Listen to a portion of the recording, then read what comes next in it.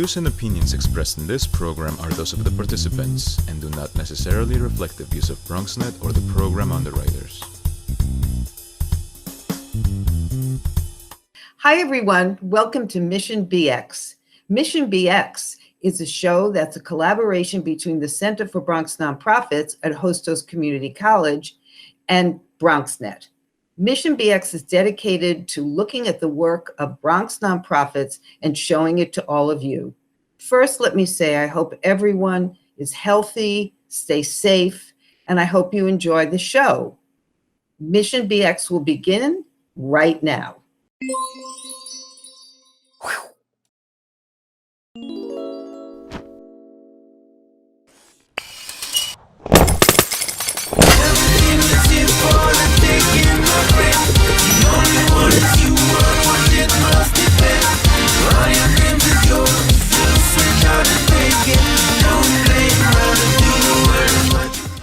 Hi, everyone. Welcome to Mission BX, a collaboration between the Center for Bronx Nonprofits at Hostos Community College and BronxNet.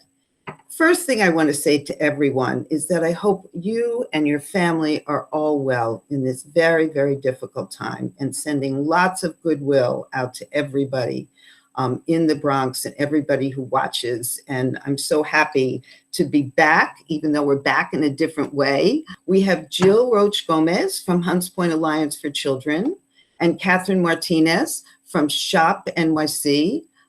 You might remember Jill with the absolutely adorable children in one of her children's shows, and Katherine with the fabulous senior disco dancers. So you can go and find those shows on Mission BX. So the first thing that I'd like both of you to do, and we can go alphabetically, Katherine, and start with you, is to just give a little reminder of what your organization actually does. Thank you, Eileen, for having me on today. We're working remotely from our homes, but we're still serving our community. Again, my name is Katherine Martinez. I am the president and CEO of Neighborhood Shopp, Neighborhood Self-Help by Older Persons Project. So we just call ourselves Shopp. We've been around for 40 years, offering an array of services to seniors. Senior centers, we've got New York Connects that connects older adults and those with disabilities to any types of service. We are the call center for the Bronx. We have our case management for homebound elderly. That includes a friendly visiting volunteer program. We also have our elder abuse and crime victims programs to assist those elderly people who may be in a vulnerable situation. We have our NORC program, which is an 8-building development, a program located within an 8-building development in the Bronx, known as Lafayette Estates. We also have SNAP and group work that really provides services to individuals, seniors, to keep them engaged, ensuring that they are connected to services. Whether it's, I have paperwork and I don't understand it, or I want to join a class, I want to, do an exercise, or I want to do a sewing class, but it's to keep them active and engaged, right? And our caregivers program, which is a very important program because we have so many family members who are stepping in to take care of their older adult loved one. So we've now transitioned to a remote organization, but these are the services that we offer. Great. And Jill, it's interesting. I was just thinking that the two of you have multiple programs that you're managing. I think that's another thing you both have in common. So Jill, can you tell us about your programs? Well, the Hunts Point Alliance for Children at its heart is, its goal is to cultivate a community that believes in the power and the possibility of the children of Hunts Point. So all of our programs are really based around creating hope for a future and building pathways to meaningful careers. And we do that through fostering curiosity, social emotional connections, and academic success that leads to college choices. So at the Hunts Point Alliance for Children, we recognize that this is not just a path that the children walk, but that it's an entire community and it involves every member of their family. And so what does that mean in terms of the multiple programming that we offer? We have 4 buckets of programs. So we have our early childhood team that works with children from 0 to 8, both in our early childhood space on Hunts Point Avenue, where we have a children's library. We have Mommy and Me classes that are focused around executive functioning that we call Family School Skills. And then we do after school programming at the 2 local schools, Hyde Leadership Charter School and PS 48, for kindergarten students that have been identified by the school as at risk. And then we have our community to career pipeline programming, which is working with 4th graders all the way through college students and college graduation. And that's a series of programs that focus on career exposure through building social emotional skills and literacy. And then we have a family project, which is case management and support for all the families that are enrolled in our programming. And together, those 3 teams really work to create that path forward to college and careers. And then the other thing that we focus on is this idea of building a community. And so we have a community partnership funded through the Administration for Children's Services. And this builds on the many years of partnership that we've had with the schools and the other child-focused community-based organizations in Hunts Point. These were wonderful programs, are wonderful programs. And then the virus hit. So what's been the impact for, and either one of you, both of you, on what you've been able to do? Well, we had to transition immediately into a remote organization. And I have to commend the staff that within 1 week, we were able to set up 100 staff members to work remotely and continue to provide the vital services that we need to provide to our seniors who are now asked to isolate themselves, right? And so ensuring that we are able to deliver the deliverables mandated by our contracts, but also to ensure their wellness, their safety, in receiving whatever supports that they need while they're now at home. Whether it's medication, whether it's food, food insecurity is a big issue. Making sure they have their doctor's information, or whether they need to be connected to a home care agency because their home care is not in place. These are all the critical questions that we need to ask, making sure that our seniors are safe. And then also, if they need to go to the grocery store, well, how are they going to get there, right? Can they get there? Or can they access a local grab and go? All these questions we need to ask only because we're not sure. They're the most vulnerable population, first, right? So it's our responsibility to make sure that we're able to continue to provide them with the services that is offered by each of our contracts, but also to ensure their safety as they're now asked to shelter in place. Right. Jill, what about you? Yeah. What happened? We have really been thinking about what is at the core of our mission and the work, and then what are the strategies and tactics that we need to make sure continue, and which are the things that we need to pivot because of the fact that we're all working remotely, and that our children and families that we work with every day are also at home. And so we've decided really that our 2 focus areas are the importance of building social capital and how you can continue stability and routine for children in a very uncertain place, very uncertain world.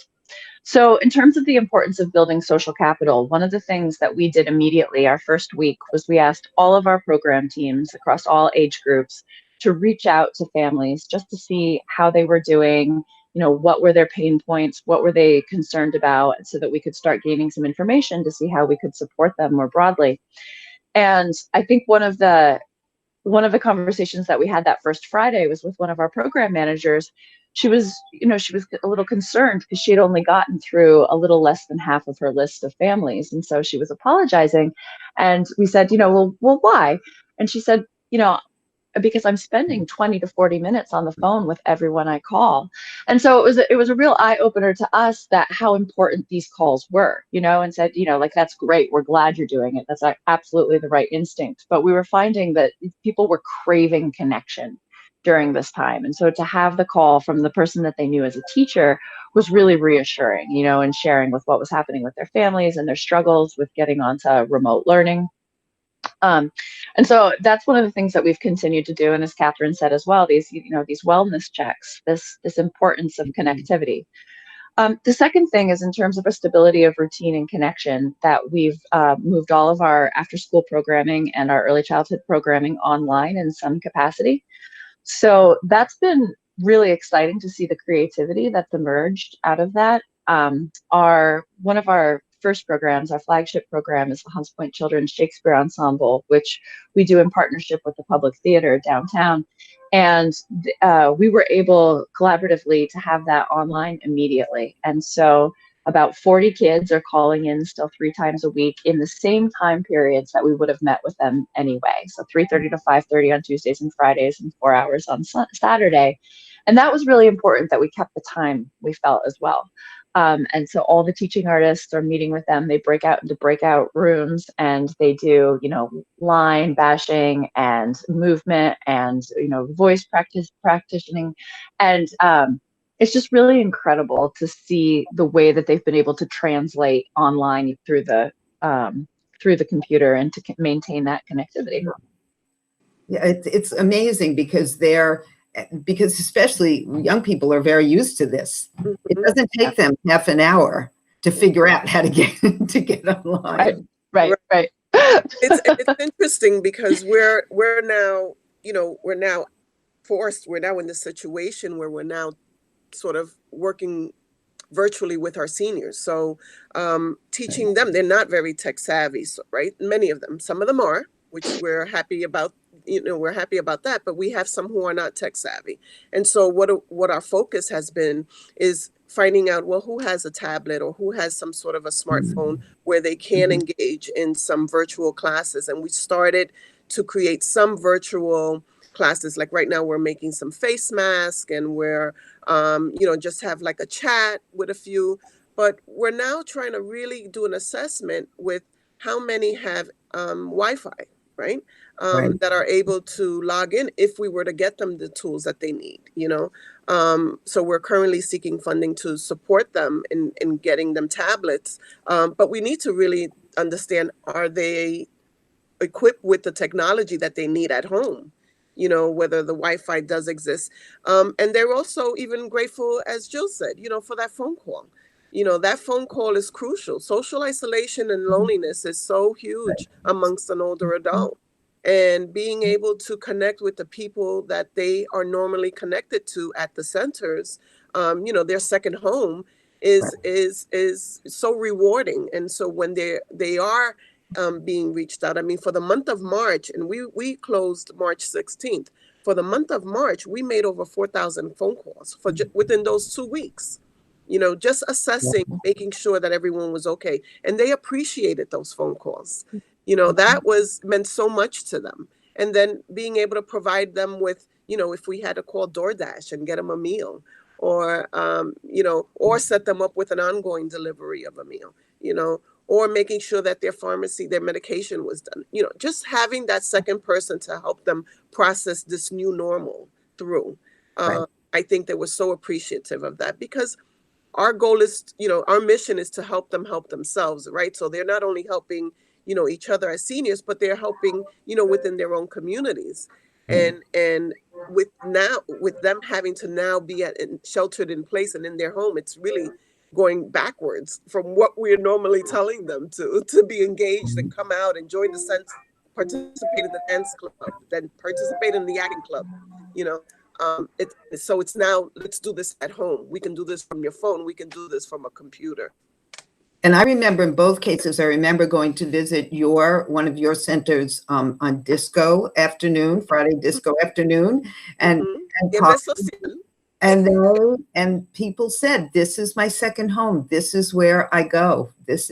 And Jill, I remember talking to the mothers with the Adorable Children program that you have, and how it wasn't just what it meant to the kids, but what it meant to the mothers who had found each other, who could share ideas, and the sort of the social interactions that were going on that were so important. So I think that in both cases, your organizations are serving such an important role in doing that. So I credit both of you for being able to really figure out a way to keep those relationships going, because it's not just the information that people get, it's the connected piece that means so much. So we have to take a little break, and then we'll be back. And then I want to talk a little bit about technology, and also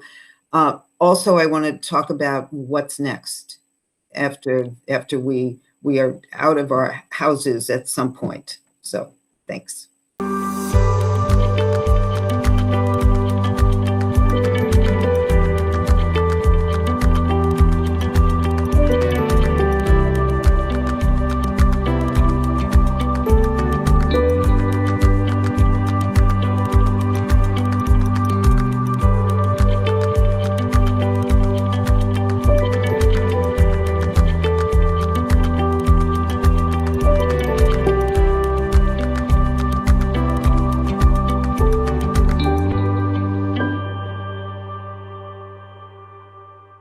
Welcome back, everybody. I'm here with, again, Jill Roche-Gomez from Hunts Point Alliance for Children and Katherine Martinez from Shopp, which I never knew what all those letters stood for. And so make sure you watch the whole show so you'll know too.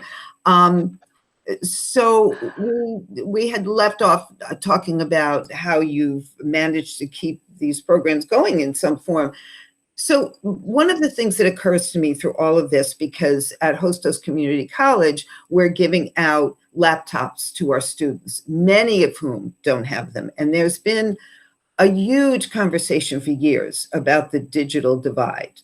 I'm not always sure where the conversations takes place, but it certainly is there. And a lot of our political leaders in the Bronx have been much concerned about this. So I'm wondering if, especially Katherine, what you were saying about the seniors, whether you think that this could potentially lead to some movement for equality around this issue of digital access.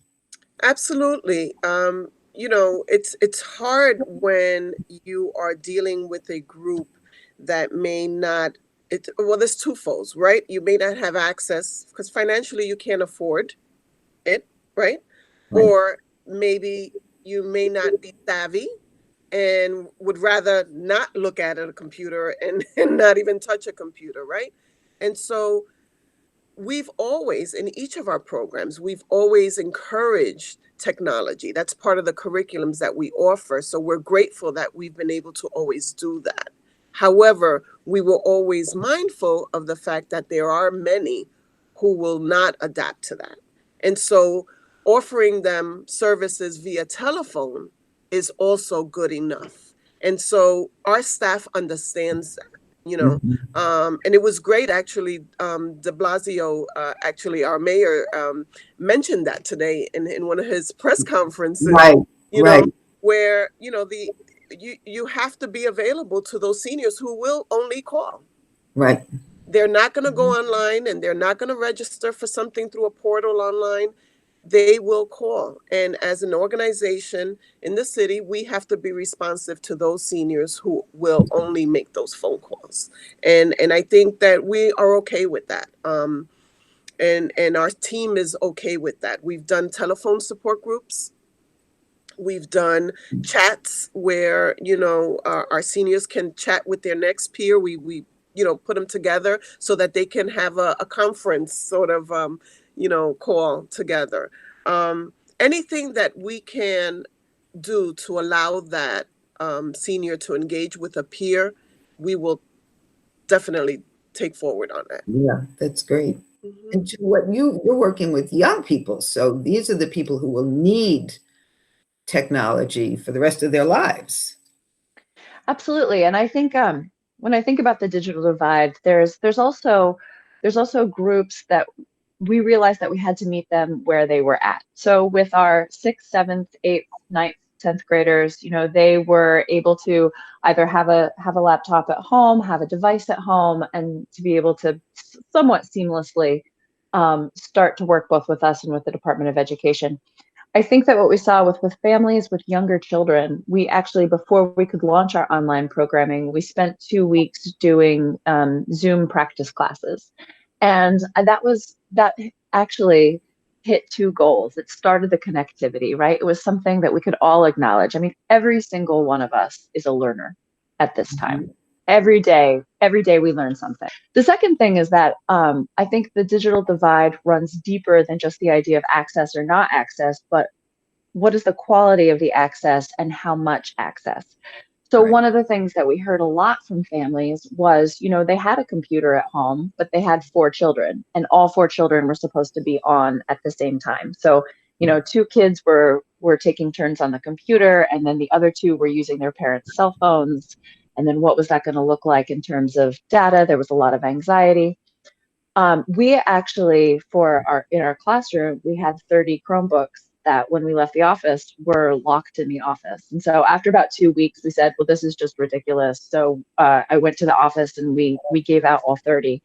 And I'm really excited that we just found out we got some additional funding that we're going to be buying another 50 to 60 Chromebooks to give out in the next week. Congratulations. Yeah. That's great. Thank you. Yeah.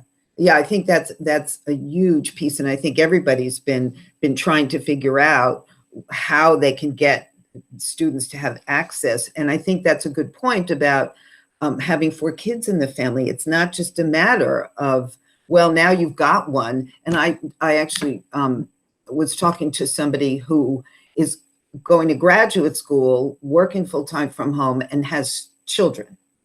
She said she gets up at 3 o'clock in the morning and does her schoolwork for her master's from 3 to 6 so that her kids can use the computer the rest of the day. Yeah. So people are really having a tough time trying to figure all of this out.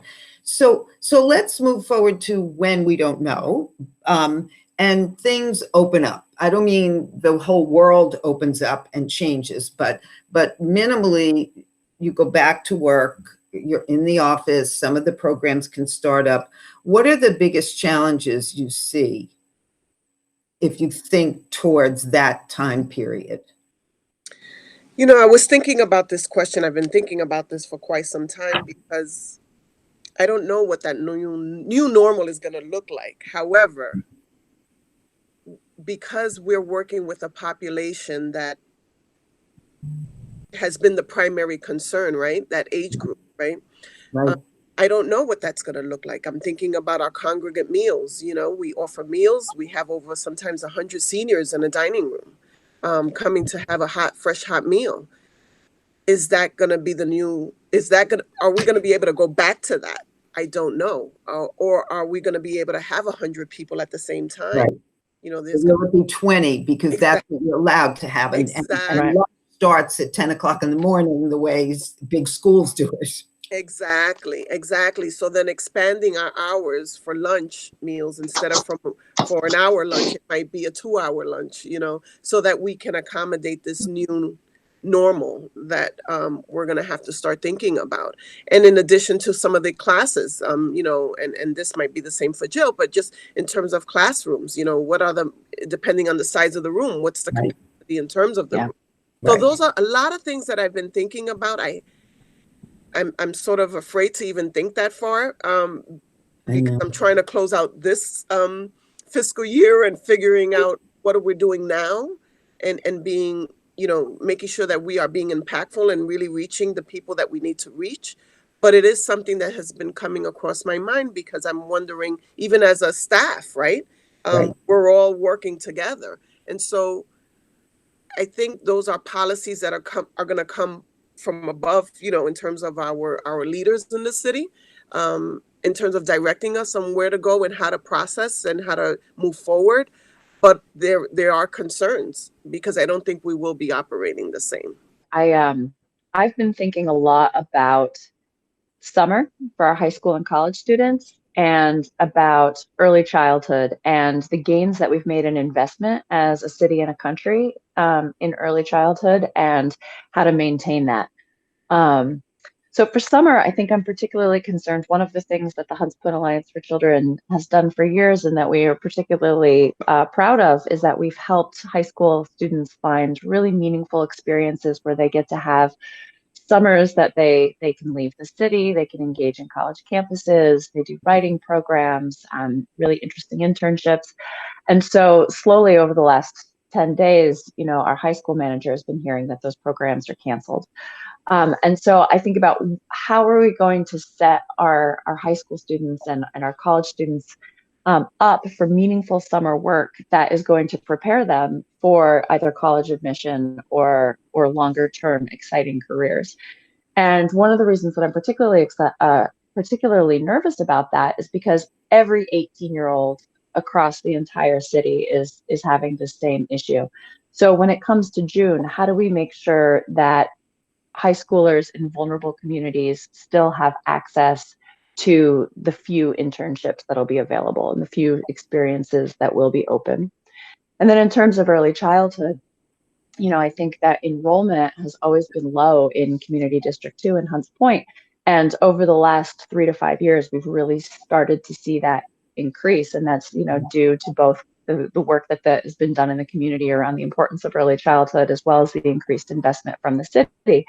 So I wonder how we maintain that level of engagement and investment in early childhood to make sure that 15 years from now or 20 years from now, we're not seeing academic losses because of the investment choices that we made now. Yeah. And I think you both, because you have fairly good sized staff, there's the whole, and this is some of the things that we're talking about, trying to put together workshops or just opportunities for people to talk to each other. Because I think one of the things is we're all going to be dealing with people who've had losses. And I said maybe to one or both of you that I don't think it's just a matter of we all go back to work and everybody takes out their list of the things that they couldn't get done remotely and says, okay, today I'll do 1 through 5. It's not, that's not going to be the same as business as usual. And I think that's one of the things that this city is, and the Bronx particularly, is going to need a big healing effort too. The other piece, is when you talk about staff is, dealing with loss, right? Because there's so many clients that we've been impacted by all of this. And so, and there's no time for bereavement. There's no time for grieving. There's no time for, dealing with what's actually happening in front of you. And so there will be a need to ensure wellness, even for staff, Oh, absolutely.